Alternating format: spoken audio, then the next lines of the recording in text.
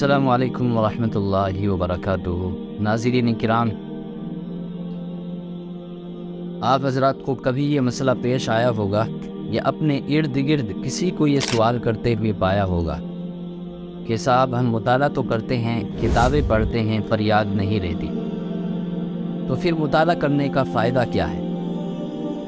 آج میں آپ کے سامنے اس کا ایک حل اور ایک جواب پیش کر رہا ہوں۔ حضرت شیخ سلمان العودہ حفظہ اللہ نے اپنی کتاب میں لکھا ہے کہ میں نے اپنے شیخ استاذ مکرم سے یہی شکایت کی کہ میں نے ایک کتاب پڑھی ہے، مجھے اس کا کچھ بھی حصہ یاد نہیں رہا۔ تو حضرت نے یہ میرا سوال سن کر مجھے ایک کھجور دی اور کہا کہ لو اس کو کھا جاؤ۔ چنانچہ میں نے اس کو کھایا، پھر فرمایا کہ اچھا یہ بتاؤ، تم نے یہ کھجور کھائی ہے، اس کھجور کو کھا کر کیا تم بڑے ہو گئے یا تمہارے بدن میں اضافہ ہو گیا؟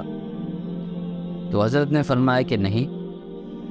پھر حضرت نے فرمایا کہ لیکن آپ نے یہ جو کھجور کھائی ہے، اس کھجور کا کچھ حصہ تو آپ کے بدن کا گوشت بنا، کچھ ناخن بنا، کچھ ہڈی بنا، کچھ بال بنا، یعنی جسم کے کچھ نہ کچھ اجزاء اس کھجور سے ضرور بنیں گے۔ آپ کے بدن کے اندر، جسم کے اندر یہ کھجور ضرور گھل مل جائے گی اور کچھ نہ کچھ فائدہ ضرور پہنچائے گی۔ حضرت شیخ سلمان العودہ حفظ اللہ فرماتے ہیں کہ حضرت شیخ کے اس جواب نے میری آنکھیں کھول دی اور میں نے سمجھ لیا کہ جو بھی کتاب میں پڑھتا ہوں ضرور وہ مجھ کو فائدہ پہنچاتی ہے، تاکہ چنانچہ اس کتاب کا کچھ حصہ میری زبان اور لغت کو مضبوط کرتا ہے، کچھ حصہ میرے علم میں اضافہ کرتا ہے، کچھ حصہ میرے اخلاق کو سنوارتا ہے، اور کچھ حصہ میری زبان اور لکھنے کے اسلوب کو ترقی دیتا ہے۔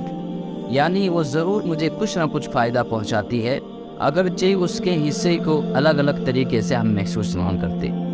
اس لیے مطالعہ ضرور کرنا چاہیے، چاہے آپ کو وہ کتاب زبانی یاد نہ ہو، اس کے کچھ واقعات یاد نہ ہو، آپ کو ایسا محسوس ہوتا ہے، لیکن جب بھی موقع ہوگا تو ضرور اس کتاب کا کچھ نہ کچھ حصہ آپ کو یاد آ جائے گا۔ یہ ایک فطری چیز ہے، اس لیے مطالعہ ضرور کرنا چاہیے، مطالعے کو نہیں چھوڑنا چاہیے، کیونکہ وہ ضرور انسان کو فائدہ پہنچاتا ہے۔